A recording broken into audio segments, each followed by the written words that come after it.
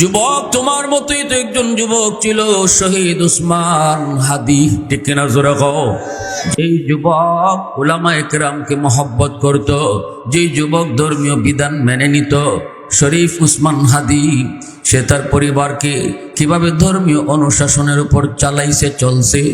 এত বড় বিষয় ঘটল, অন্য কোনো কেউ হলে দেখা যাইতো তার পরিবার, তার বিবি, তার স্ত্রী লাইভে এসে কত কান্নাকাটি করত, নিজেরই দেখাইতো, ছবি পর্যন্ত আসতো। কিন্তু ভার্সিটিতে পড়ে এমন একটা যুবক কেমন একটা পরিবার গড়লো ধর্মীয় অনুশাসনের উপর, কেমন স্ত্রী, কেমন পর্দা, কেমন ধর্মীয় বিধান মেনে চললো। আজও পর্যন্ত কোনো ক্যামেরাম্যান তার স্ত্রীর ছবি তুলতে পারেনি। আল্লাহু আকবার, জোরে কও। সরাসরি চেহারা না, শুধু বোরকার ভিতর দিয়েও ছবি তুলতে পারে নাই। বোরকা পরা তার স্ত্রী যাচ্ছে, ওই ছবিটা পর্যন্ত সোশ্যাল মিডিয়াতে আসে নাই। তোমার মতোই তো যুবক ঢাকা ইউনিভার্সিটিতে পড়ে, সর্বোচ্চ বিদ্যাপীঠে লেখাপড়া করে। কি পরিমাণ ধর্মীয় চেতনা তার দিলের ভিতরে ছিল। প্রতিটা কথায় কথায় আল্লাহর উপর তার তাওয়াক্কুল ছিল, আল্লাহর উপর ভরসা রেখে কথা বলতো। আজ যুবক চলে গেল, শহীদের খাতায় নাম লেখালো, সারা বাংলাদেশের মানুষকে কাঁদায় গেল। আওয়াজ দিয়ে বলো ঠিক কিনা। এমন জীবন তুমি করো হে গঠন, মরিলে হাসিবে তুমি, কাঁদিবে ভুবন, ঠিক না? এমন জীবন তুমি করো হে গঠন, মরিলে হাসিবে তুমি, কাঁদিবে ভুবন। আজকে হাদির জন্য সারা দেশ শুধু নয়, বিশ্ব পর্যন্ত কাঁদে। সারা বাংলাদেশ তার জন্য কাঁদে, সারা বাংলাদেশ তার জন্য কাঁদে। এ যুবক, তোমার মতোই তো সে একজন যুবক ছিল। বন্ধু ছিল কারা? যাদের সাথে চলতো, তাদেরকে নিয়ে নামাজের টাইম হলে তাদেরকে সাথে নিয়ে নামাজ পড়তো। আল্লাহু আকবার, জোরে কও। ডানে বামে সামনে পিছনে শুধু নাস্তিকদের ভিড়। ঢাকা ইউনিভার্সিটির বাংলা বিভাগে যারা পড়ে সবাই নাস্তিকের খাতায় নাম লেখায়। ওই জায়গার মধ্যে থেকে যেই যুবক কোরআনের সৈনিক হলো, যেই যুবক কোরআনের পাখি হলো, কোরআনের সৈনিক হলো, ধর্মীয় চেতনা, দেশের চেতনা, সার্বভৌমত্বের চেতনা নিয়ে যে জীবন হাসিমুখী বিলাই দিল। এজন্য তোমাকে শিক্ষা দিয়ে গেছে যুবক, 1000 বছর বেঁচে লাভ নাই। একদিন বাঁচো, তবে বাঘের মতো বাঁচো, শিয়ালের মতো নয়। 1000 বছরের কোনো মূল্য নাই। একদিন বাঁচো, বাঘের মতো বাঁচো, শিয়ালের মতো নয়। এজন্য সারা দেশকে সবক দিয়া গেছে, বিশেষ করে যুব সমাজকে চেতনা দেয়া গেছে। কোন পথে তুমি চলবা, কোন পথের সাথে চলবা, কারে সঙ্গ দিবা, কারে বন্ধু বানাইবা, কাদের সাথে সময় কাটাইবা। সঙ্গগুণে কিন্তু লোহা জ্বলে বসে। ভালো ঘরের সন্তান যদি খারাপ লোকের সাথে চলে, তাহলে ভালো ঘরের ছেলেটাও খারাপ হয়ে যায়। এমন বহু নজির আসেনি না নাই? অসংখ্য অগণিত নজির রয়েছে। এজন্য আল্লাহ পাক হাসরের ময়দানে বলবে, বান্দা বল, এমন কোন বন্ধু তোর ছিল কিনা, যেই বন্ধু উলামায়ে কেরামের সাথে সময় দিত, যেই বন্ধু নামাজি ছিল, আমি আল্লাহকে ভয় করত, আলেম উলামাদের পরামর্শে চলতো। কারণ রাসূল বলেছেন, আলাইকুম বিমুজালাসাতিল উলামা ওয়া ইস্তিমাই কালামিল হুকামা ফাইন্নাল্লাহা তাআলা ইউহয়িল কলবাল মাইয়িতা বিনূরিল হিকমা কামা ইউহয়িল আরদাল মাইতাতা বিওয়াবিলিল মাতার। আল্লাহর রাসূল বলেন, উম্মতের দল, শেষ জমানায় যদি মহাদৌলত ঈমান বাঁচাইতে চাও, তাহলে আমার উম্মতের আলেমদের পরামর্শ নিও, তাদের সাথে সময় দিও, তাদেরকে মহব্বত কইরো, তাদের পরামর্শ নিয়ে চইল। যদি তুমি আলেমদের সাথে চলো, তাহলে ঈমানের ডাকাত তোমার কাছে আসবে না। তোমার যেই দিলটা মুর্দা হয়ে গেছে, গুনাহ দেখতে দেখতে, গুনাহ শুনতে শুনতে, ওই মুর্দা দিলটাকে আল্লাহ পাক আলেমদের সাথে চললে, আলেমদের কথা শুনলে, আল্লাহ তোমার মুর্দা দিলকে জিন্দা বানায় দিবে। কথাটা রাসূল বলেছেন। কেমনে রাসূল বলে উদাহরণ দিয়েছেন, মরা জমিন বৃষ্টি পাইলে যেমন করে মরা জমিন জিন্দা হয়ে যায়, এমনি ভাবে মরা দিলটাও আল্লাহ পাক রব্বুল আলামিন আলেমদের কথা শুনলে আল্লাহ পাক মরা দিলটারও জিন্দা বানায় দেয়, মরা দিলটারও জিন্দা বানায় দেয়। অতএব ভাইরা বন্ধুরা, আজকে কিন্তু ইমানের ডাকাত চতুর্মুখী হামলা করতেছে। ওই অবস্থায় যদি তোমাকে ইমান নিয়ে বাঁচতে হয় তাহলে শেষ জমানায় নিজে নিজে চইল না, সঙ্গে কারে বানাও সেটাও তুমি খেয়াল রাখো। রসুল কয় আলেমদের সাথে চলো। ফি লাইলাতিল মিরাজি কাশাফাদ দুজা সুম্মা দানা ফাতাদাল্লা ফাকানা কাবা কাউসাইনি আও আদনা সাল্লাল্লাহু আলাইহি ওয়া আলা আলিহি ওয়া আসহাবিহি ওয়া বারাকা ওয়া সাল্লামা তাসলিমান কাসীরা আম্মা বা'দু ফাআউযু বিল্লাহি মিনাশ শাইতানির রাজীম। বিসমিল্লাহির রহমানির রহিম। ইল্লাল্লাযীনা আমানু ওয়া আমিলুস সালিহাতি ফালাহুম আজরুন গায়রু মামনুন। وقال رسول الله صلى الله عليه وسلم لا ورع كالكفي أو كما قال النبي عليه الصلاة والسلام اللهم صل على محمد وعلى آل محمد كما صليت على إبراهيم وعلى آل إبراهيم إنك حميد مجيد اللهم بارك على محمد وعلى آل محمد كما باركت على إبراهيم وعلى آل إبراهيم إنك حميد مجيد उल्फत में तेरी वही सीने दंदान को तूरा बो बकर उमर नक्श कदम तेरा न छूरा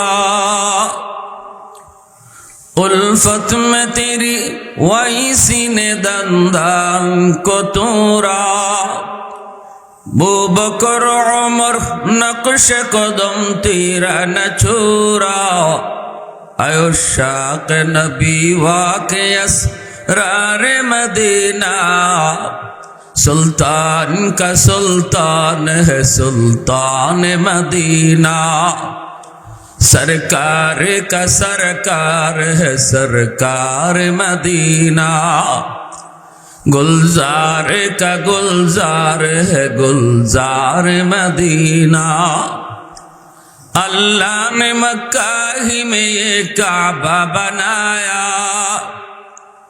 इस काबा का काबा तेरी मरकद को बनाया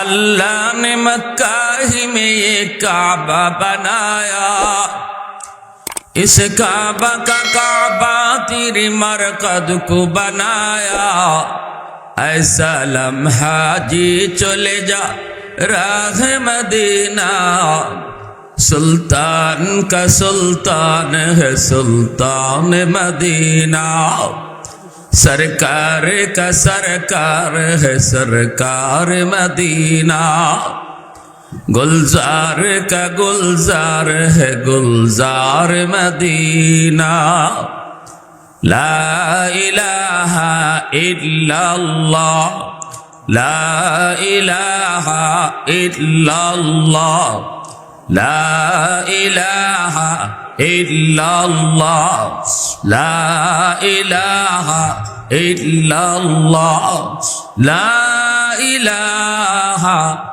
ইল্লাল্লাহু মুহাম্মাদুর রাসূলুল্লাহ। সবাই বলি সাল্লাল্লাহু আলাইহি ওয়াসাল্লাম। হৃদয়ের জানালাটা খুলে দাও না, হৃদয়ের জানালাটা খুলে দাও না, প্রভুর ডাকে মন সারা দাও না, প্রভুর ডাকে মন সারা দাও না।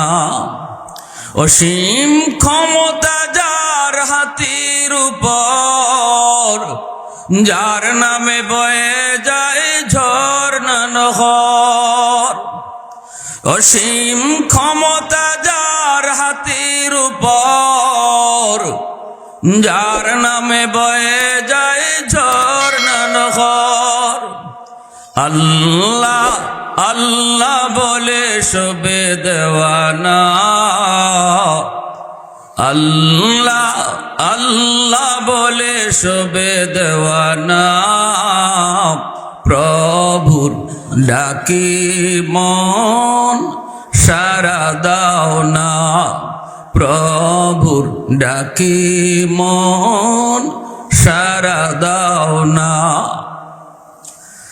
গরিব হোসেন মহল্লা যুব সমাজের উদ্যোগে আয়োজিত আজকের ওয়াজ মাহফিলের সম্মানিত সদর ইজলাস, সভাপতি সাহেব, উপস্থিত জাতির বিবেক উলামায়ে কেরাম, অত্র এলাকার মুরব্বিয়ান এজাম, কলিজার টুকরো যুবক, পর্দার আড়ালে পর্দানিসীন সম্মানিত মা ও বোনেরা, আল্লাহ পাকের দরবারে হাজারো কোটি শুকুর যে মালিক আমাকে আপনাকে এই মুহূর্তে সকল ব্যস্ততা থেকে মুক্ত করে শুধুমাত্র কেবলমাত্র আল্লাহ এবং আল্লাহর রাসূলের মহব্বত আর ভালোবাসা অন্তরে নিয়ে কোরআন হাদিসের মাহফিলে আসার বসার কিছু দিনই কথা শোনার তৌফিক দিয়েছেন। এজন্য সবাই শুকরিয়াতান বলি আলহামদুলিল্লাহ। মুআজ্জাজ হাজিরিন, হাশরের ময়দানে আল্লাহ পাক যখন বিচারের আসনে বসবেন, সেদিন আল্লাহ তার অসংখ্য বান্দা বান্দিকে ছোট থেকে ছোট উসিলায়ও মাফ করে দিবেন। আল্লাহ পাক 100 ভাগ দরদার মায়া, এর ভিতরে 1 ভাগ তামাম কায়নাতকে ভাগ ভাগ করে দিয়েছেন। বাকি 99 ভাগ দরদার মায়া আল্লাহ তার কুদরতি কলিজায় রিজার্ভ রাখছেন, যেই মায়াটা আল্লাহ হাশরের মাঠে দেখাবেন। সেদিন আল্লাহ তার গুনাহগার অপরাধী বান্দাদের পক্ষে থাকবেন। কোনো রকম কোনো একটা উসিলায় তার বান্দারে বান্দিরে মাফ করা যায় কিনা আল্লাহ উসিলা তালাশ করবেন। আমরা দেখি দুনিয়ার আদালতেও জজ সাহেব আসামির পক্ষে থাকে, আসামিরে কিভাবে শাস্তি কম দেওয়া যায়, কেমনে খালাস দেওয়া যায়। এজন্যই জজ সাহেব 100% সাক্ষী প্রমাণের ভিত্তিতে অপরাধীর অপরাধ প্রমাণিত না হলে রায় দেন না। এমনকি তার বাসা থেকে কোর্টে যাওয়ার পথে জজ সাহেব নিজে যদি কোনো খুন দেখে, নিজের চোখে জজ সাহেবে দেখছে কে কারে খুন করছে, তাও কোনো পৃথিবীর জজ, কোনো জজ কোর্টে বসে এই কথা বলে না, কে সাক্ষী আবার, আমি তো নিজেই দেখলাম। বলে যে প্রমাণ করো সে যে খুন করছে, এটা কি করো, প্রমাণ করো, সাক্ষী প্রমাণ আনো। দুনিয়ার একজন ক্ষুদ্র বিচারক সে যদি আসামির পক্ষ লয়, হাশরের মাঠে সকল বিচারের বিচারক যিনি আমার আপনার মালিক বিচারের আসনে বসবেন, সেদিনও আল্লাহ তার গুনাহগার বান্দাবান্দির পক্ষে থাকবেন। সুবহানাল্লাহ। অপরাধীরে কেমনে মাফ করা যায়? যেমন রসুলের একখান হাদিস, রসুল বলেন একজন মানুষের ফয়সালা হয়েছে জাহান্নাম, সে জাহান্নামের দিকে যাচ্ছে, কিন্তু আল্লাহ দেখতেছেন সে বারবার শুধু পিছনে আল্লাহ পাকের দিকে তাকায়। আল্লাহ তারে ডাক দিয়ে আনবেন, জিজ্ঞেস করবেন, তোমার ফয়সালা হয়েছে জাহান্নাম, তুমি পিছনে তাকাও কেন? এই কথা বলতেই লোকটা তখন বলবে, মালিক, দুনিয়ার জমিনে উলামায়ে কেরামের জবানে শুনেছি হাসরের ময়দানে ছোট থেকে ছোট উসিলায় তুমি তোমার বহু বান্দা বান্দিকে মাফ করবা। ও মালিক, কেন জানি আমার মন এই কথা বলতেছে, এমনই কোনো একটা উসিলা ধরে তুমি আমাকে মাফ করে দাও কিনা। এই বুক ভরা আশা নিয়ে বারবার শুধু তোমাকে দেখতেছি। সুবহানাল্লাহ। আল্লাহ পাকের কাছে লোকটার কথাটা এত ভালো লাগলো, আল্লাহ পাক তখন ফেরেশতাদেরকে বলবেন, আমার বান্দারে তোমরা ফিরে আনো, তার আমল নামাটা আমি আল্লাহ নিজে দেখব। আল্লাহ তার আমল নামাটা নিজে দেখতেছেন আর বলতেছেন, বান্দারি, ওই যে তোর গুনার পাল্লা ভারী, নেকির পাল্লা হালকা, যার কারণে তোর ফয়সালা হয়েছে জাহান্নাম। কিন্তু বান্দা, আমি আল্লাহ দেখতেছি দুনিয়ার জমিনে কোনো এক জায়গায় একটা মাহফিলে তুই বসা, যেখানে আমি আল্লাহর কোনো কীর্তন হচ্ছিল, যেখানে আমার আলোচনা, আমার বন্ধুর আলোচনা হচ্ছিল, যেই জায়গাটা ছিল জান্নাতের বাগান। ও বান্দা, বল বল, ওখানে তুই কেন গিয়েছিলি? কেন তুমি সেখানে বসা ছিলে? তখনই কইব, মালিক, দুনিয়ার কোনো লোভে নয়, দুনিয়ার কোনো কিছু পাওয়ার জন্য নয়, সেখানে গিয়েছি, বসেছি শুধুমাত্র তোমাকে খুশি করার জন্য। আল্লাহ পাক বলবেন, বান্দা শুন, আমার আদত হচ্ছে মাফ করে দেওয়া, কিন্তু আমার নিজাম হলো উসিলা ছাড়া মাফ করি না। ওই দিনে মাহফিলে বসাকে উসিলা বানায়া আমি আল্লাহ তোমাকে হাসরের মাঠে তোমার গুনাহ মাফের ঘোষণা দিয়া দিলাম। প্রশংসা করব কার? আওয়াজ দিয়া কও না কার? আর একটু জোরে কও না কার? ওয়াহদাত কি হিফাজত নেহি বেকুওত বাজু, ওয়াহদাত কি হিফাজত নেহি বেকুওত বাজু, आती नहीं कुछ कमी हक ले खुदा दात, आती नहीं कुछ कमी हक ले खुदा दात। ऐ मर्द खुदा तुझको कुव्वत नहीं हासिल, जा बैठ किसी गार में अल्लाह का करिया, जा बैठ किसी गार में अल्लाह का करिया। ये सच है कि बातिल की तरफदार नहीं हम, गद्दार न समझो गम गद्दार नहीं हम, गद्दार न समझो गम गद्दार नहीं हम।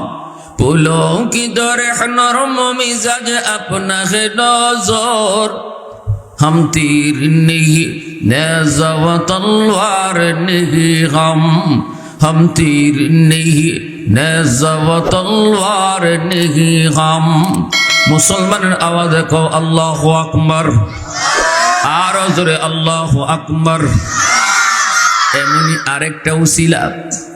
আরেকটা উসিলা ইমাম গজ্জালী রহমাতুল্লাহি আলাইহি দাকাইকুল আখবার নামক কিতাবের ভিতরে লিখেন, আল্লাহ পাক রব্বুল আলামিন আরেকজন এমন মানুষকে আল্লাহ মাফ করতে চাইবেন, কিন্তু কোনো উসিলা আল্লাহ পান না। আল্লাহ তাকে জিজ্ঞেস করবেন, বান্দা বল, দুনিয়াতে উলামায়ে কেরামের সাথে তোর কোনো সম্পর্ক ছিল নি? কোনো আলেমের মজলিসে তুই কোনোদিন বসছিলি নি? এতটুকু উসিলাও যদি পাই, আজ হাসরের ময়দানে আমি আল্লাহ তোকে ওই উসিলায় মাফ করে দিমু। যুবক, খেয়াল করে শোনো, লোকটাই কইব, না গো মালিক, মনে পড়ে না। আল্লাহ তাকে আবারও বলবেন, বান্দা বল, দুনিয়ার জমিনে তুই এমন কোন দস্তরখানায় খানা খাইছনি যেখানে কোনো আলেম ছিল? কয় না, মনে পড়ে না। আল্লাহ আবার বলবেন, এমন কোন ঘরে তুমি থাকছো যেই ঘরে আগে কোনো আলেম থাকতো? সুবহানাল্লাহ, জোরে বলেন। এতটুকু উসিলাও যদি পাই তোমাকে মাফ করে দিব। এইবার তখনও কয় না মালিক, মনে পড়ে না। আল্লাহ তখন বলবে, বান্দা বল, তোর কোন সন্তানের নাম আলেমের নামে নাম রাখছনি? সুবহানাল্লাহ। হাসরের মাঠে সন্তানের নামও মা বাবার জন্য নাজাতের উসিলা হবে। এজন্য আমি আপনি যে অবহেলা করে এমনিতেই নাম রেখে ফেলি, গরজ না করে, ঠিক না। নামটাও মা বাবার জন্য হাসরের মাঠে উসিলা হয়। আল্লাহ জিজ্ঞেস করবেন, কোন আলেমের নামে নাম রাখছনি? এই উসিলা পাইলেও আমি আল্লাহ তোমারে মাফ করে দেব। আমার ভাইরা, বন্ধুরা, যুবক, এই কথাটা শোনার পরেও তখন তার বলবেন, না গো মালিক, এমনটাও করি নাই। নানায় নাম রাখছে, নানি নাম রাখছে, খালায় নাম রাখছে, নামের ব্যাপারেও আমি ছিলাম বড় উদাসীন। এবার আল্লাহ বলবেন, বান্দা বল বল বল, দুনিয়াতে তোর কোনো এমন বন্ধু ছিল নি যেই বন্ধু আলেমদেরকে মহব্বত করত? এতক্ষণ পর্যন্ত আল্লাহ পাক উলামায়ে কেরামের সাথে তার সম্পর্ক ডাইরেক্ট আছে কিনা এটা আল্লাহ তালাশ করেছেন। যখন তার ডাইরেক্ট সম্পর্ক প্রমাণিত হয় না, তখন আল্লাহ আলেমদের সাথে তার সম্পর্ক ইনডাইরেক্ট আছে কিনা, ভায়া দইরা আছে কিনা এটা আল্লাহ তালাশ করেন। আল্লাহ বলেন, বলো, দুনিয়াতে এমন কোন বন্ধু তোমার ছিল কিনা যেই বন্ধু উলামায়ে কেরামদেরকে মহব্বত করত? তখন কইব, মালিক, মনে পড়ছে, দুনিয়াতে আমার একজন বন্ধু ছিল, আমার একজন বন্ধু ছিল। এই বন্ধু উলামায়ে কেরামকে বড় মহব্বত করত, আলেমদের সাথেই চলতো, উলামায়ে কেরামের পরামর্শ নিত, মসজিদের ইমাম মুয়াজ্জিনকে বড় ভালোবাসতো, মাদ্রাসায় আসা যাওয়া করত, ছাত্রদের খোঁজ খবর নিত, আমাকেও সেই গল্প শোনাইতো। আমিও পারলে তার সহযোগিতা করতাম, আমিও তার কাছে কিছু সহযোগিতার হাত বাড়াইতাম। তখনই আল্লাহ বলবে, ফেরেশতারা, আমার বান্দারে আর জাহান্নামে নেওয়া লাগবে না। আওয়াজটা দিয়ে কও না সুবহানাল্লাহ। আল্লাহ বলবে, আয় বান্দা, আয় আয়। আমি আল্লাহর আদত হলো মাফ করে দেওয়া, কিন্তু আমার নিজাম হলো উসিলা লাগবে, উসিলা লাগবে। ওই দিন এমন একজন বন্ধু তোর ছিল, ওই বন্ধুর উসিলা ধরে আমি আল্লাহ তোরে মাফ করে দিলাম। এবার একটু বলো, দুনিয়াতে তুমি কারে বন্ধু বানাবা? যুবক, একটু খেয়াল করে তুমি ভাবো, বন্ধু কিন্তু হাসরের মাঠে তোমার নাজাতের উসিলা হবে, ঠিক না? একজন বন্ধু এমন বানাও, এমন বন্ধুর সাথে চলো যে নামাজ পড়ে, মসজিদে সময় দেয়, আলেম উলামাকে মহব্বত করে, মাদ্রাসায় আসা যাওয়া করে। যেই যুবক দাওয়াত ও তাবলীগের সময় লাগায়, এমন একটা যুবকের সাথেই তুমি বন্ধুত্ব করো। যদি তুমি বিপদে পড়েও যাও মালিকের দরবারে, ওই বন্ধুর উসিলায় আল্লাহ তোমাকে মাফ করে দিবে। আওয়াজ দিয়ে কও না সুবহানাল্লাহ, আরো জোরে কও না সুবহানাল্লাহ। যুবক, তোমার মতোই তো একজন যুবক ছিল, শহীদ উসমান হাদি, ঠিক কিনা? জোরে কও। যেই যুবক উলামায়ে কেরামকে মহব্বত করত, যেই যুবক ধর্মীয় বিধান মেনে নিত, শরীফ উসমান হাদি, সে তার পরিবারকে কিভাবে ধর্মীয় অনুশাসনের উপর চালাইছে, চলছে। এত বড় বিষয় ঘটলো, অন্য কোনো কেউ হলে দেখা যাইতো তার পরিবার, তার বিবি, তার স্ত্রী লাইভে এসে কত কান্নাকাটি করত, নিজেরই দেখাইতো, ছবি পর্যন্ত আসতো। কিন্তু ভার্সিটিতে পড়ে এমন একটা যুবক কেমন একটা পরিবার গড়লো ধর্মীয় অনুশাসনের উপর, কেমন স্ত্রী, কেমন পর্দা, কেমন ধর্মীয় বিধান মেনে চললো। আজও পর্যন্ত কোনো ক্যামেরাম্যান তার স্ত্রীর ছবি তুলতে পারেনি। আল্লাহু আকবার, জোরে কও। সরাসরি চেহারা না, শুধু বোরকার ভিতর দিয়েও ছবি তুলতে পারে নাই। বোরকা পরা তার স্ত্রী যাচ্ছে, ওই ছবিটা পর্যন্ত সোশ্যাল মিডিয়াতে আসে নাই। তোমার মতোই তো যুবক ঢাকা ইউনিভার্সিটিতে পড়ে, সর্বোচ্চ বিদ্যাপীঠে লেখাপড়া করে। কি পরিমাণ ধর্মীয় চেতনা তার দিলের ভিতরে ছিল। প্রতিটা কথায় কথায় আল্লাহর উপর তার তাওয়াক্কুল ছিল, আল্লাহর উপর ভরসা রেখে কথা বলতো। আজ যুবক চলে গেল, শহীদের খাতায় নাম লেখালো, সারা বাংলাদেশের মানুষকে কাঁদায় গেল। আওয়াজ দিয়ে বলো ঠিক কিনা? এমন জীবন তুমি করো হে গঠন, মরিলে হাসিবে তুমি, কাঁদিবে ভুবন। ঠিক না? এমন জীবন তুমি করো হে গঠন, মরিলে হাসিবে তুমি, কাঁদিবে ভুবন। আজকে হাদির জন্য সারা দেশ শুধু নয়, বিশ্ব পর্যন্ত কাঁদে। সারা বাংলাদেশ তার জন্য কাঁদে, সারা বাংলাদেশ তার জন্য কাঁদে। এ যুবক, তোমার মতোই তো সে একজন যুবক ছিল। বন্ধু ছিল কারা? যাদের সাথে চলতো, তাদেরকে নিয়ে নামাজের টাইম হলে তাদেরকে সাথে নিয়ে নামাজ পড়তো। আল্লাহু আকবার, জোরে কও। ডানে বামে সামনে পিছনে শুধু নাস্তিকদের ভিড়। ঢাকা ইউনিভার্সিটির বাংলা বিভাগে যারা পড়ে সবাই নাস্তিকের খাতায় নাম লেখায়। ওই জায়গার মধ্যে থেকে যেই যুবক কোরআনের সৈনিক হলো, যেই যুবক কোরআনের পাখি হলো, কোরআনের সৈনিক হলো, ধর্মীয় চেতনা, দেশের চেতনা, সার্বভৌমত্বের চেতনা নিয়ে যে জীবন হাসিমুখী বিলাই দিল। এজন্য তোমাকে শিক্ষা দিয়ে গেছে যুবক, 1000 বছর বেঁচে লাভ নাই। একদিন বাঁচো, তবে বাঘের মতো বাঁচো, শিয়ালের মতো নয়। 1000 বছরের কোনো মূল্য নাই। একদিন বাঁচো, বাঘের মতো বাঁচো, শিয়ালের মতো নয়। এজন্য সারা দেশকে সবক দেয়া গেছে, বিশেষ করে যুব সমাজকে চেতনা দেয়া গেছে। কোন পথে তুমি চলবা, কোন পথের সাথে চলবা, কারে সঙ্গ দিবা, কারে বন্ধু বানাইবা, কাদের সাথে সময় কাটাইবা। সঙ্গগুণে কিন্তু লোহা জ্বলে বসে। ভালো ঘরের সন্তান যদি খারাপ লোকের সাথে চলে, তাহলে ভালো ঘরের ছেলেটাও খারাপ হয়ে যায়। এমন বহু নজির আসেনি না নাই? অসংখ্য অগণিত নজির রয়েছে। এজন্য আল্লাহ পাক হাসরের ময়দানে বলবে, বান্দা বল, এমন কোন বন্ধু তোর ছিল কিনা, যেই বন্ধু উলামায়ে কেরামের সাথে সময় দিত, যেই বন্ধু নামাজি ছিল, আমি আল্লাহকে ভয় করত, আলেম উলামাদের পরামর্শে চলতো। কারণ রাসূল বলেছেন, আলাইকুম বিমুজালাসাতিল উলামা ওয়া ইস্তিমাই কালামিল হুকামা ফাইন্নাল্লাহা তাআলা ইউহয়িল কলবাল মাইয়িতা বিনূরিল হিকমা কামা ইউহয়িল আরদাল মাইতাতা বিওয়াবিলিল মাতার। আল্লাহর রাসূল বলেন, উম্মতের দল, শেষ জমানায় যদি মহাদৌলত ঈমান বাঁচাইতে চাও, তাহলে আমার উম্মতের আলেমদের পরামর্শ নিও, তাদের সাথে সময় দিও, তাদেরকে মহব্বত কইরো, তাদের পরামর্শ নিয়ে চইল। যদি তুমি আলেমদের সাথে চলো, তাহলে ঈমানের ডাকাত তোমার কাছে আসবে না।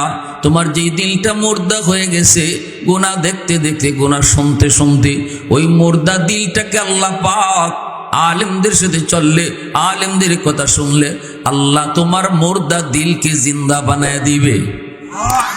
কথাটা রাসূল বলেছেন। কেমনে রাসূল বলে উদাহরণ দিছেন, মরা জমিন বৃষ্টি পাইলে যেমন করে মরা জমিন জিন্দা হয়ে যায়, এমনি ভাবে মরা দিলটাও আল্লাহ পাক রব্বুল আলামিন আলেমদের কথা শুনলে আল্লাহ পাক মরা দিলটারও জিন্দা বানায় দেয়, মরা দিলটারও জিন্দা বানায় দেয়। অতএব ভাইরা বন্ধুরা, আজকে কিন্তু ইমানের ডাকাত চতুর্মুখী হামলা করতেছে। ওই অবস্থায় যদি তোমাকে ইমান নিয়ে বাঁচতে হয়, তাহলে শেষ জমানায় নিজে নিজে চইল না, সঙ্গে কারে বানাও সেটাও তুমি খেয়াল রাখো। রাসূল কয়, আলেমদের সাথে চলো। কারা কারা চলতে রাজি আছি? হাত উঠে আল্লাহকে দেখায়। আল্লাহ তুমি কবুল করো। সবাই বলি আমিন, আরো জোরে বলি আমিন। উলামায়ে কেরামের প্রতি মহব্বত হাসরের মাঠে নাজাতের উসিলা। রাসূল বলেন, কুন আলিমান আও মুতাআল্লিমান আও মুহিব্বান আও মুঈনান ফালা তাকুন খামিসা। হয় তুমি আলেম হও, নয় তালেবে ইলম হও, নয় আলেমদেরকে মহব্বত করো, আলেমদের সহযোগিতা করো। এই 4 দলের ভিতরে তাই রসুল বলতেছেন 5 নাম্বার দলে কেউ যেও না, 5 নাম্বার দলে কেউ যাইও না, দুনিয়াও বরবাদ আখেরাতও বরবাদ। 5 নাম্বার দল কোনটা? 5 নাম্বার দল হলো যে আলেমদেরকে ভালো পায় না, আলেম ওলামারে গালাগালি করে। ভুল করলে একজনে করছে, কিন্তু দেখা যায় আলেম সমাজ নিয়ে কথা কয়। কফারো নামাজের কর ফুরিয়ে গেছি গা, বছরে বছরে হজ করে উমরা করে, কিন্তু কই মৌলবীরা দেশটা রেখাইছে। নাউজুবিল্লাহ জোরে হন। এমনও কয় কি কয় না, কয় মোল্লা মুন্সিরা দেশটা রেখাইছে, দেশটারে নষ্ট করছে। এর কপালও যত বড় নামাজের দাগ থাকুক, আল্লাহর রসুলের কথা বলতেছি, তার দুনিয়াও বরবাদ আখিরাতও বরবাদ। আর রাইসুল মুফাসসিরিন আব্দুল্লাহ ইবনে আব্বাস রাদিয়াল্লাহু তাআলা আরো শক্ত কথা বলছেন। তিনি বলেন যে মানুষটার দিলের ভিতরে আলেমদের প্রতি বিদ্বেষ থাকবো। আমি আব্দুল্লাহ বলতেছি, তিনি কে? তিনি উম্মতের ভিতরে সবচেয়ে বড় মুফাসসির, নবীজির আপন চাচাতো ভাই, যার ব্যাপারে রসুল নিজে সার্টিফিকেট দিয়ে গেছেন। নবী বলেন আমার উম্মতের মধ্যে এত বড় মুফাসসির ছিল না, আসবেও না। আমার চাচাতো ভাই আব্দুল্লাহ আল্লাহর কালাম যেভাবে বুঝছে, এত বুঝা আর কেউ বুঝতো না, রসুল অগ্রিম সার্টিফিকেট দিয়ে গেছে। সে আব্দুল্লাহ ইবনে আব্বাস রাদিয়াল্লাহু তাআলা আনহু, ইনি বলছেন যার অন্তরে আলেমদের প্রতি বিদ্বেষ থাকবো, আলেমদেরকে নিয়ে মন্দ কথা কইব, 4 দোকানে বই আলেমদের সমালোচনা করব, আমি আব্দুল্লাহ বলতেছি মরণের সময় তার ঈমান সাথে যাবে না, বেঈমান হয়ে মরবে। এটা কোন আয়াতের প্রেক্ষিতে ইনি বলছেন সেটাও আমি আপনাদেরকে শোনাইতেছি। শুধু তাই না, ইনি আরো কঠিন কথা বলছেন। আমি আব্দুল্লাহর কথা যদি তোমাদের বিশ্বাস না হয়, যদি তোমরা মনে করো ঈমান সাথে গেল কি গেল না এটা কেমনে বুঝতাম, যদি এমন সন্দেহ হয় কবর খুদো। ইনি বলতেছেন তার মরার পরে তার কবর খুদো। দেখো আমি কসম করে বলি, তার চেহারা তোমরা রাখছিলা কিবলামুখী করে, ফেরেশতারা তার চেহারা কিবলা থেকে ঘুরাইয়া দিছে। এর উপরে আর কত হইতে পারে? যে কোন আয়াতের প্রেক্ষিতে?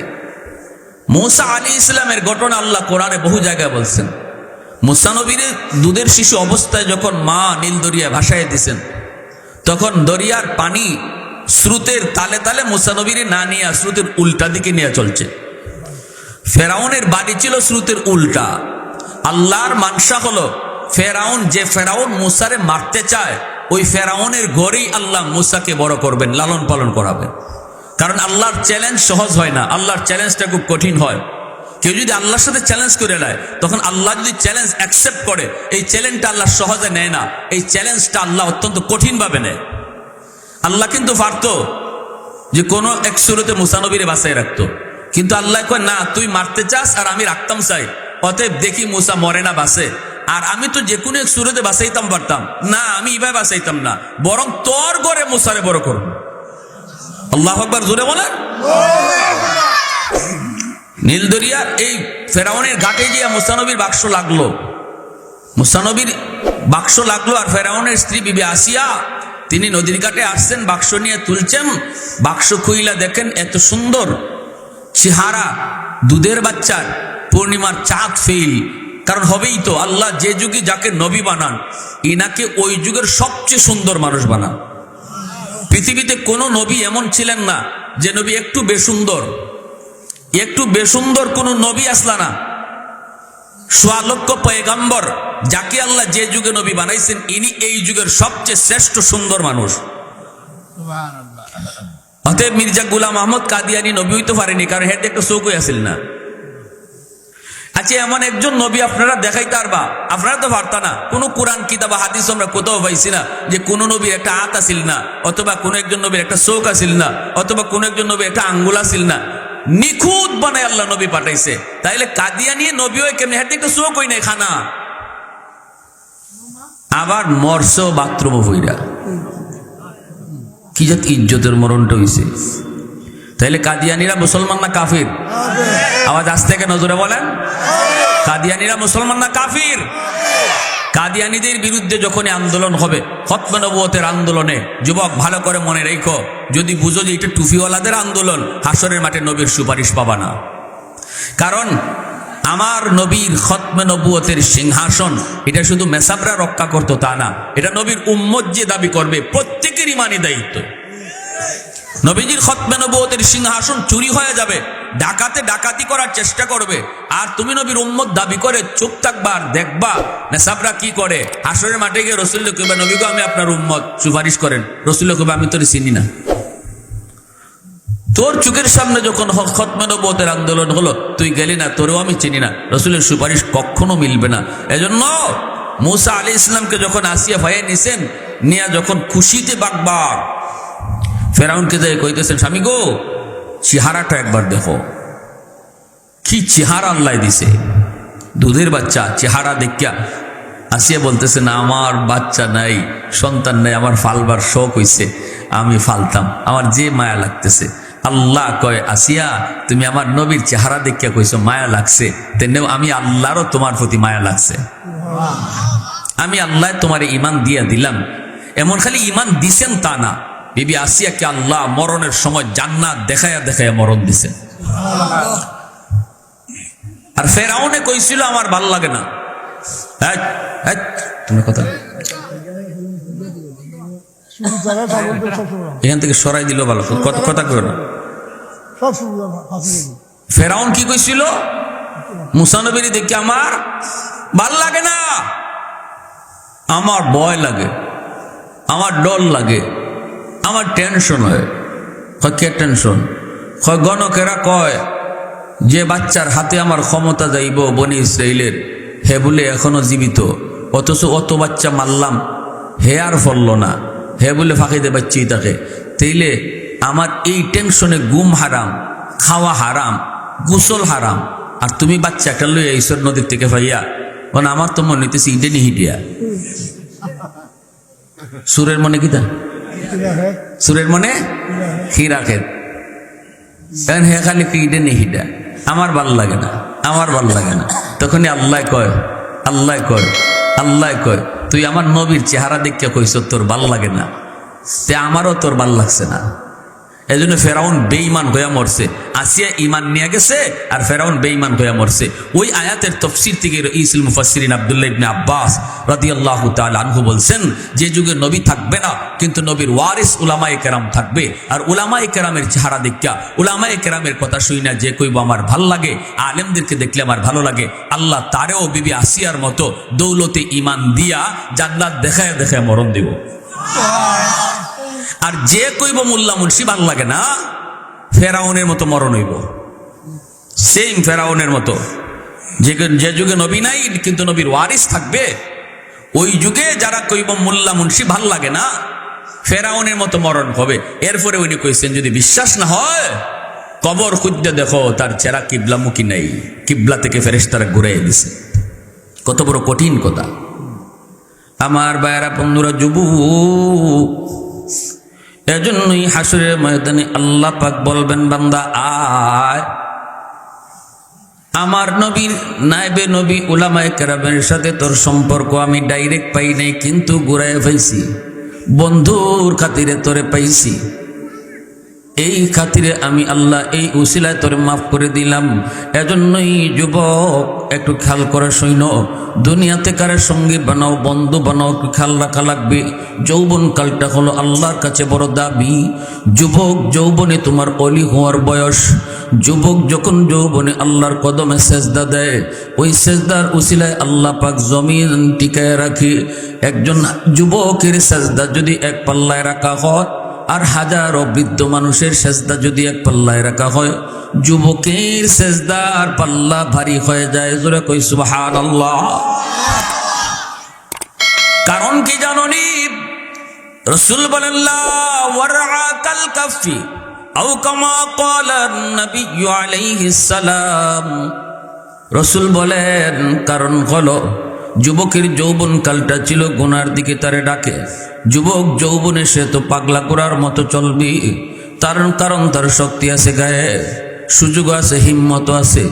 এরপরে যেই যুবক অন্যায় কাজে যায় না, আল্লাহকে ভয় করে না, না রাতের অন্ধকারও গুনাহ করে না, চুরি করে না, বন্ধুদের সাথে ডাব চুরি করে না, হাঁস চুরি করে না, কয় না মালিকে না দেখলেও আসমানের মালিক দেখে। আল্লাহু আকবার, জোরে কও।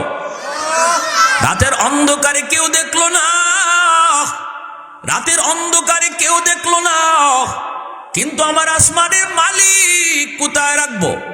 হযরত ওমর ফারুক রাদিয়াল্লাহু তাআলা আনহু তো ওই যুবকের পরীক্ষা নেওয়ার জন্য এই যুবককে বলেছিলেন, যুবক একটা ছাগল আমার কাছে বিক্রি করো। যুবক কই, ছাগলের মালিক তো আমি না, মালিক তো আমার অন্য কেউ, আমি তো তার রাখাল মাত্র। হযরত ওমর নিজের পরিচয় দেন না, মুসাফির সেজে যুবককে বললেন, যুবক একটা ছাগল যদি তুমি বিক্রি করো কেউ টের পাবে না, মালিকও টের পাবে না। যুবক কয়, মুসাফির আমার মালিক বড় চালাক, বের করার সময় সে গুনে গুনে বের করে, ঢুকানোর সময় আবার গনে গনে ঢুকায়, অতএব একটা ছাগল কম হলে ধরা পড়ে যাব। হযরত উমর তখনও তারে পরীক্ষা করেন। উমর বলতেছেন, একটা ছাগল যদি মালিকে কম পায় তখন তুমি বলবা বাঘে খেয়ে ফেলেছে, বাঘে খেয়ে ফেলেছে। সাথে সাথে যুবক বলতেছে, মুসাফির এই কথা যদি আমি আমার মালিককে বলি 100% সে বিশ্বাস করবে, কারণ আমি জীবনে কোনোদিন মালিকের সাথে মিথ্যা কথা কই না, আমি কারোর সাথে মিথ্যা কথা বলি না, এটা আমার মালিক ভালো করে জানে। আমি যদি বলি বাঘে খেয়ে ফেলেছে তাহলে আমার মালিক বিশ্বাস করবে। কিন্তু আমি আপনারে জিগাই, আইনাল্লাহ, দুনিয়ার মালিকরে আমি মিশা কথা কইয়া বুঝ দিলাম, আসমানের মালিকরে কই রাখলাম? দুনিয়ার মালিকরে আমি মিশা কথা কইয়া বুঝ দিলাম, কিন্তু আমার আসমানের মালিকরে কোথায় রাখলাম? আমার আসমানের মালিকরে তো মিশা কথা কইয়া ধোঁকা দেওয়া যায় না। হযরত ওমর ওই যুবকের কথাটা তিনি এমন ভাবে দিলের ভিতরে তিনি গেঁথে নিলেন, সেজদায় পড়ে তখন আল্লাহর কাছে কাঁদলেন, যুবককে বুকে টান দিয়া তিনি কোলাকুলি করলেন, চোখের পানিটা মুইসা বলতেছেন, যুবক আয় আমার বুকে আয়, আমি মুসাফির না, আমি হলাম অর্ধ পৃথিবীর বাদশাহ খলিফা হযরত ওমর। আমি তো পরীক্ষা করতে এসেছি আমার রাজ্যের যুবকদের ভিতরে আল্লাহর ভয় কেমন আছে, যুবকদের ভিতরে আল্লাহর ভয় কেমন আছে। যুবকদের ভিতরে যদি আল্লাহর ভয় থাকে, যুবকরা যদি সত্যের পক্ষে থাকে, যুবকরা যদি ভালো কাজে উদ্যোগ নেয়, যুবকরা যদি মন্দ কাজ থেকে সমাজকে বিরত রাখে, যুবক যদি যৌবনে মুরব্বীদের সম্মান করে, যুবক যদি যৌবনে মা বাবার সেবা করে, উলামায়ে কেরামের তাজিম করে, মসজিদে তারে পাওয়া যায়, রমজানে তারে রোজা রাখতে দেখা যায়। আল্লাহ রসুল বলেন, ওই যুবকের উসিলায় আল্লাহ পাক সূর্য সূর্যের জায়গায়, আসমান আসমানের জায়গায়, জমিন জমিনের জায়গায় আল্লাহ দাঁড় করায় রাখে। নতুবা জমিনে প্রতিদিন ভূমিকম্প দিতে চায়, মানুষের গুনার কারণে জমিন কেঁপে উঠতে চায়। লাউলা মাশাইখু রুক্কা ওয়াশশাবাবু খুশা, হাদিসে কুদসিতে আল্লাহ বলেন, আলা কুল্লা ইয়াউমিন ওয়াল আরদু ইস্তাজিলু রাব্বাহু আবতালিউ ইবনা আদম ফি কারি। আল্লাহ বলেন, জানুনি জমিন কিন্তু প্রতিদিন 100% এরকম ভূমিকম্প দিতে চায়। মাত্র 5.9 পয়েন্টের একটা ভূমিকম্প গেল, আমরা সারা বাংলাদেশের মানুষ কাইপে উঠলাম। বাবা ছেলেরে তুই ঘর থেকে দৌড় দিল, মা সন্তান রেখে দৌড় দিল, খবর নেই। কিন্তু আল্লাহ বলেন, এমন 5 আর 6 আর 10 নয়, 100% জাকুনি দিতে চায় তোমাদের গুনার কারণে, সুদখুরির কারণে, ঘুষখুরির কারণে, বেনামাজির কারণে, মদখুরির কারণে। কারণ কি? জমিনে ডাক দেয়া কই, মালিক এই সুদখুরের 5 তলা বাড়ির বোঝা আর কতকাল আমি জমিন সইব? আল্লাহ, বেনামাজির পায়ের আওয়াজ আমি আর কতদিন নিব? আল্লাহ, আমি জমিন আর কতকাল নাফরমানি দেখবো? আসবিরু ইলা মাতা আসবিরু আসবিরু ইলা মাতা আসবিরু, ধৈর্য ধরব তো আর কতকাল, কতকাল আমি ধৈর্য ধরব? আল্লাহ পাক রব্বুল আলামিন কয়, জমিন কিন্তু প্রতিদিন এরকম আমার কাছে দরখাস্ত করে, আমি জমিনকে ধমক দিয়ে আটকায় দিই, এর জমিন শুন, এখনো জমিনের ভিতরে এমন কিছু যুবক আছে যৌবনের পাগলামি করে না। এখনো জমিনের ভিতরে এমন কিছু যুবক আছে যেই যুবক যৌবনে আমার কদমে সেজদা দেয়। সুযোগ ছিল তার গুনাহ করার, মসজিদের উসিলায় আল্লাহ কবরের আযাবটা মাফ রাখে। সুবহানাল্লাহ। তো আওয়াজ দিয়ে কও না সুবহানাল্লাহ, আর একটু জোরে কও না সুবহানাল্লাহ। প্রশংসা করব কার? আর একটু জোরে কও কার?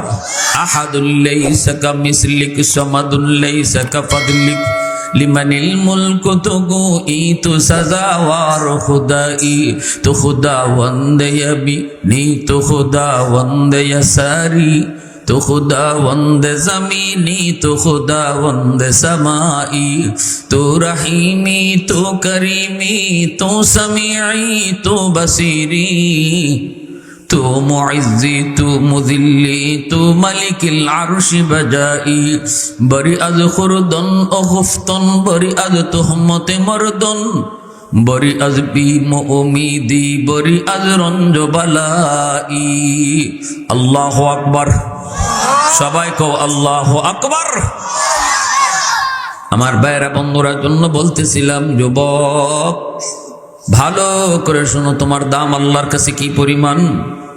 আজকে তুমি যৌবনকালে নামাজে গেলা না, যৌবনে তোমারে মসজিদে পাওয়া গেল না, যৌবনে তোমারে সমাজের ভালো ভালো কাজে দেখা গেল না, না না, ভালো করে শুনো। কারণ যৌবনে যদি তুমি নামাজে যাইতা, মসজিদে যাইতা, যেই বয়সে তুমি মসজিদে যেতে পারবা না, গায়ে তোমার শক্তি থাকবে না, চাইলেও তুমি মসজিদে যেতে পারো না, ঘরে নামাজ পড়ো। ইল্লাল্লাযীনা আমানু ওয়া আমিলুস সালিহাত ফালাহুম আজরুন গায়রু মামনুন।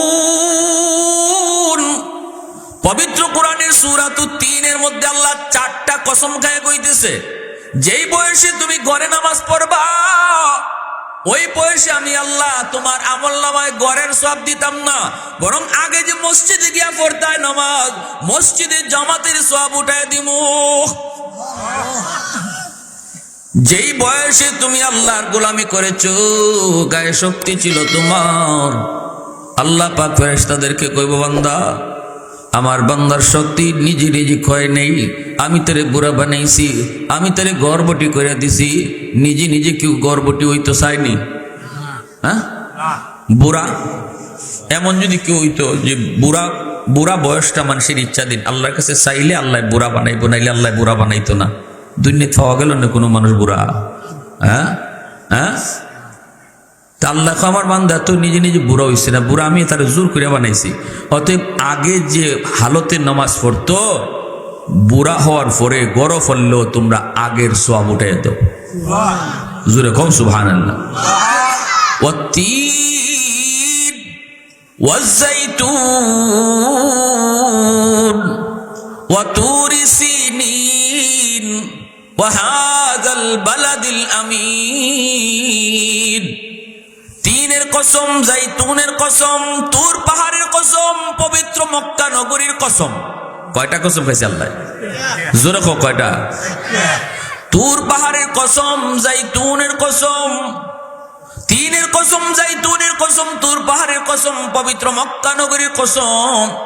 এই 4টা কসম খেল আল্লাহ পাক এই কথা বলতেছে, যুবক শক্তি যতদিন আছে এতদিন গায়ের শক্তিটারে কদর করো। গায়ে যতদিন শক্তি আছে এতদিন শক্তিটারে কদর করো। যেই বয়সে গায়ে শক্তি থাকতো না, তখন আল্লাহ তোমারে কদর করব। এজন্য বুড়া বয়সে তোমারে কেউ দাম দিবে না, কিন্তু আল্লাহ দামি বানিয়ে দিব। বুড়া বয়সে তোমার গড়ও তুমি ঠিক মতো দাম পাইতায় না, সমাজেও তুমি দাম পাইতায় না, কিন্তু শক্তি যতদিন থাকে এতদিন যদি আল্লাহর গোলামি করো, এই গায়ের শক্তিটার কদর করো। যেই বয়সে কেউ তোমারে কদর করে না, ওই বয়সে আল্লাহ কদর করবো। সুবহানাল্লাহ জোরে কও, আরো জোরে কও সুবহানাল্লাহ। হ্যাঁ, রমজানে রোজা আসতেছে, ঠিক না? একটা রোজাও ছাড়বো না। রাজি আছি না সবাই ইনশাআল্লাহ? হয়তো তোমার জীবনে এমন একটা সময় আসবে, যেই সময়ে বুড়া বয়সে তুমি চাইলেও রোজা রাখতে পারতেছো না, ডাক্তারে তোমার নিষেধ করে দিলাইছে, পারতেছো না। একজন ধর্মীয় ডাক্তার তোমার নিষেধ করছে, শরী উজর, এটা শরী উজরের কারণে তুমি রাখতে পারতেছো না রোজা। কিন্তু যতদিন শক্তি ছিল এতদিন যদি তুমি রোজা রেখে থাকো, আল্লাহ পাক কইব, বান্দা কষ্ট নিস না, আফসোস করিস না। যদিও তুই রোজা রাখতে পারস না, কারণ রোজা না রাখতে পারাটা এটা তোর কোনো দোষ না, বুড়া বানাইছি আমি, এজন্য পারস না। আফসোস করবি না বান্দা, না রাখলেও আমি আল্লাহ তোর আমল নামায় যৌবনে ওই রোজার সওয়াব আমি উঠায় দিব। ইল্লাল্লাযীনা আমানু ওয়া আমিলুস সালিহাত ফালাহুম আজরুন গায়রু মামনুন লা ইলাহা ইল্লাল্লাহ। সবাই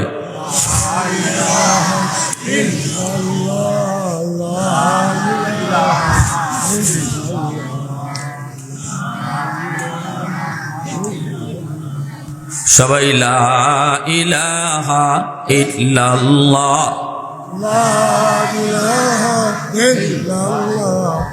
লা ইলাহা ইল্লাল্লাহ।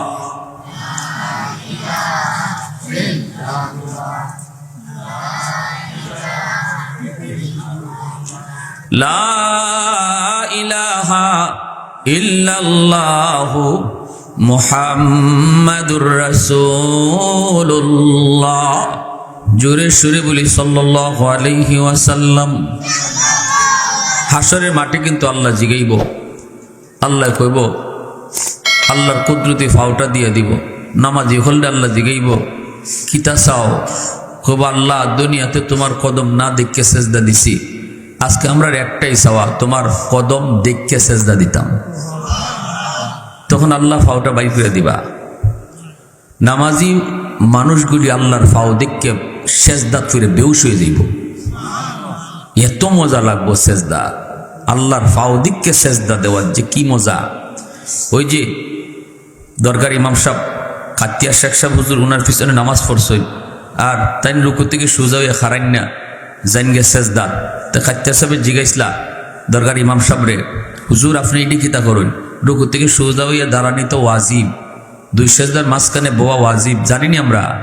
হ্যাঁ, রুকু থেকে যদি আমার কমর সোজা করে না হারাই আপনি মাথাটা কোনো রকম তুললে রুকু সেজদার জান গিয়া ওইতো না, নামাজ ওইতই না। আবার দুই সেজদার মাঝখানে কিছু মানুষ আছে মুরব্বীরা বা অনেকে আছে এরকম না জান না কোনো রকম মাথাটা তুললে আবার সেজদার জান গিয়া কমর সোজা করুন না। এমন চোখে পড়েনি না পড়ে না? ফললে কি তা লাগাই দিবানি মসজিদ? সাবধান, ভুল ধইর না, এ বড় বিপদ। কেউ যদি আপনার সামনে নামাজ ভুল করে, আপনি যদি জানেন এটা ভুল করতেছে, আপনাদেরকে আমি একটা সুরত কয়ে দেই, কইবার সিস্টেম। এই সুরত যদি না মান্য কইলেন চাচা নামাজ তো হইছে না, বেটা কইব কয়দিন ধরে নামাজ ইকসত, কয়দিন ধরে তোর বাপের নাম কিতা, তোর দাদার নাম কিতা, 14 গোষ্ঠী লিয়ে ছুটবো। কারণ বাঙালি কোনো সময় ভুল মানতে রাজি, জোরে খোকারু ভুল মানতে বলে, আরে আপনি তো রুকু থেকে সোজা হইয়া উঠছেন না, এটা তো ওয়াজি কদত বেটা রাখ, 40 বছর ধরে নামাজি বাই পড়ি, আজ পর্যন্ত কোনো বাপের বেটায় ভুল ধরতে পারছে না। আর 2 দিনের ভুল আনা তুই এসে ভুল ধরতে, অতএব এই কামও যাইয়ে নি না। আপনারা কইবেন কিতা, ভাই আপনি তো ইবাই পড়ছেন, আমি দি ইবাই পড়ি, কোনটা শুদ্ধ বুঝতেছি না। লো 2 জন যাইকে হুজুরে দাঁড়ো, হুজুরে গেছি গাই, হুজুর আমি তো ইবাই পড়ি নামাজ, তাই ইবাই পড়ুন, কোনটা শুদ্ধ? ইবাই যদি বুদ্ধি করে আনতে পারেন তে আইন, নিজে ভুল ধরে পণ্ডিতের যাইবাতে কিলাকিলি, ঠিক না? এই কামই করবা না। ভাই ভাই আমরা কেটা শুদ্ধ আর কেটা ভুল সর হুজুরের কাছে যাই, মনে হয় আমারটা ভুল, আইন একটু জানিয়ে লাই, তো দেখবা যদি আনতা ভারতে পাল্লায়, আর নাইলে ওই তো না। তো এজন্য বলতেছিলাম যে হাসরের মাঠে আল্লাহ যখন কইব, ও দরগার ইমাম সাহেব রে খাইতে সাহেব জিগাইছেন আপনি রুকু থেকে সোজা উঠুন না কেনে? ইমাম সাহেব কোন ইন্না লিল্লাহ, এটা কোন কে আপনি? আমি খারাই না বলে দিন আপনার সোজাই তো খারাই না, আল্লাহ তুমি আমার মাফ করো। খাইতে সাহেব কোন আল্লাহ তো মাফ করবো আপনারে, করুন ইরম কেনে করুন? তখন দরগার ইমাম সাহেব কোন হযরত কারো কাছে কইয়েন না, কারণ আমি যখন রুকু থেকে সোজা হয়ে দাঁড়াই, এরপরে সেজদায় যাওয়া, সেজদার জায়গা তাকায়া দেখি আমার আল্লাহর কুদরতি কদম দেখা যায়। সুবহানাল্লাহ, দেখছেন? আমি সেজদার দিকে, সেজদার জায়গা দেখি আমার আল্লাহর কুদরতি ফাও দেখা যায়, তখন আমি বেহুশ হয়ে যাই, বেহুশ হয়ে যাই। কত তাড়াতাড়ি আল্লাহর ফাও সেজদা দিতাম। এজন্য আমি কোন জায়গায় দাঁড়ানো আছি, কোন হালতে আছি, আমার হালত ঠিক থাকে না। তখন খাইতের সাহেব আমরা কইসলা দরগার ইমাম সাহেবের সাথে সব মাসলা এখানে চলতো, ওনার উপরে মাসলা নিয়ে যদি আরেকজন এবার নামাজ পড়াইতে তো হইতো না। দরগার ইমাম সাহেব আল্লাহরে দেখুন, তুমি দেখো নি, তুমি ইবাই করে যদি গিয়া ইমাম সাহেব যখন ইবা পড়েন আমিও পড়বো, তাই তো আল্লাহরে দেখুন, তুমি দেখো নি। ঠিক না নি? শরীয়তের মাসালা কিছু এক্সেপশনাল বিষয় আছে, এগুলা উনার হালতে তুমি গেলে পরে তখন মানা দেব। ওই যে বরফের আব্দুল কাদের জিলানি এক মুরিদরে কইসলা, মুরিদ দেখো হুজুর আমি তো আল্লাহরে দেখতাম, আপনি আমার সবক দিন আল্লাহরে কেমনে দেখুন যায়। বরফের আব্দুল কাদের জিলানি হেরফাই চাইছেন অন্তর চুকে দিয়ে দেখুন যে হটিকি তার অন্তরে আল্লাহরে এসকো একবারে আগুন জ্বলতেছে, সে মারিফতের উপরে উঠে গেছে। তখন কই না আল্লাহরে তো দেখা যায় না। হুজুর স্বপ্নে তো দেখুন যায়। তো বরফের আব্দুল কাদের জিলানি কোন স্বপ্নে দেখা যায়। হুজুর একটা আমল কইয়ে দিন স্বপ্নে যাতে আল্লাহরে দেখুন যায়। আব্দুল কাদের জিলানি কই আমল হইল আজকে এশার নামাজ তুমি মসজিদে গিয়ে অফরতায় না, গড় অফরতায় না, না ফইরা যত তাড়াতাড়ি ঘুমাইতে পারবাই নামাজ না ফইরা অত তাড়াতাড়ি স্বপ্নে আল্লাহরে দেখবাই। তখন এই ওয়াজটা লই যদি আপনারা জানেন গে বাড়িতে কইবা ওই আজকে হইছে সৌরভ সাহেব বহুদিন পরে একটা ওয়াজ করছে, এশার নামাজ না ফইরা ঘুমাইলে আল্লাহরে দেখুন যায়। এটা তার লাগে কইছেন। এখন তো এই লোক পড়ে গেছে কে বিপদ, কইন্না লিল্লাহ। আব্দুল কাদের জিলানিরে জানতাম তিনি হক্কানি ফির, তাই না? আবার এই কথা কিতা কইলা, এটা আবার কি কইছে? পরে হ্যাঁ করলো কি কয় ঠিক আছে, কয় যদি স্বপ্নে আল্লাহরে দেখি তাইলে আল্লাহরই জিগাইম আল্লাহ আব্দুল কাদের জিলানি হাঁটি ফির না বেজাল ফির, আপনি কইন। বেচারা ঘুমাইতে গেছে, ঘুম ধরে না, ঘুম তো আর আয় না। এশার নামাজ যে লোকটা সারা জীবন পড়ছে আজকে না পড়ে কেমনে ঘুমায়? ঘুম তো আসে না। ঘুম না আসলে কি স্বপ্ন দেখা যায়? 12টা বাজে গেছি, একটু পরে নামাজও যাইব, আমও যাইব, সালাও যাইব, স্বপ্ন দেখা হইতো না, নামাজও হইতো না। বেটা লাত্তি মাইরা ফালাইছে লেফরে, ফালে এখন দূর গিয়ে অজু করছে, অজু করে এশার নামাজ পড়ছে আগে, ফইরে দিলটা একটু শান্তি হয়েছে। ফরজ নামাজটা ফইরে কই সুন্নত নয়, আজকে নাওই পড়লাম, হিসাবের কথাও কিছু রাখি, এখন সুন্নত না ফইরে ঘুমাই গেছি। এশার নামাজ ফরজটা তো পড়ছে, এজন্য তার একটু শান্তি আইছে। ঘুমাইতে দেরি, আল্লাহ রসুলের স্বপ্নে দেখতে দেরি নেই। নবীজির স্বপ্নে আইয়া কইতেছেন, ও মিয়া আমি কি দোষ করলাম, সুন্নত পড়লাই না আজকে? ঘুম ভাঙ্গে গেছে বেটার। ফজরের নামাজ আইসে। আব্দুল কাদের জিলানি কোন কিতা খবর, রাত্রে খবর কি? হুজুর খবর বেশি ভালোও না বেশি খারাপও না, আল্লাহর দেখা পাইছি না, তবে নবীর দেখা পাই দিছি। কই কেমনে কিতা? কই এমনে এমনে। তখন আব্দুল কাদের জিলানি কইন, মা দেখছো সুন্নত হইল রসুলের, ফরজ হইল আল্লাহ। সুন্নত না ফইরে তুমি ঘুমানির কারণে রসুল আইয়া তোমার যেভাবে হুঁশিয়ারি করছোন, তুমি যদি ফরজটা না ফইরে ঘুমাইতায় ফারতায়, তাহলে আল্লাহ সরাসরি তোমার আইয়া দেখা দিয়ে কইলেন, এ বেটা তুই দিয়ে এসার নামাজ পড়ছ না, তাড়াতাড়ি নামাজ পড়। সুবহানাল্লাহ জোরে কন। তো এইটা হইল যার যার হালতের উপরে। তো এই জন্য হাসরের মাঠে আল্লাহর ফাও দিকে সবাই সেজদা করবো, কিন্তু বেনামাজির আল্লাহর ফাও দেখার ফরজ সেজদা দিতে পারবো না, ফিট বেকা হইতো না, ফিট সোজা হইয়া থাকবো। যুবক একটু মন দিয়ে কথাটা শোনো, তোমার মতো বহু যুবক কবরে চলে গেছে, অনেকে কবরে চলে যাইতেছে। মানুষ বুড়া হওয়ার টাইম পায় না, এখন যৌবনী ডাক। এজন্য নামাজটা ছাইরো না। হাসরের মাঠে আল্লাহর ফাও দেখবায় রক্ত ঝরব চোখ দিয়া, সেজদা দিতে পারতায় না, কারণ আল্লাহ তখন কইব দুনিয়ার যদি সেজদা দিতে তাহলে আজকে তুই পারতে। অতএব আমরা 5 ওয়াক্ত নামাজ কারা কারা পড়তে রাজি আছি? হাত উঠে আল্লাহরে দেখাও। আল্লাহ তুমি কবুল করো। সবাই বলি আমিন, আরো জোরে বলি আমিন। ওয়া আখির দাওয়ানা আনিল হামদুলিল্লাহি রাব্বিল আলামিন। সবার জন্য দোয়া চাই, এলাকার সকল মুর্দেগানের জন্য আমরা প্রত্যেকে দোয়া করি, আল্লাহ যেন তাদেরকে মাফ করে দেন। আমিন।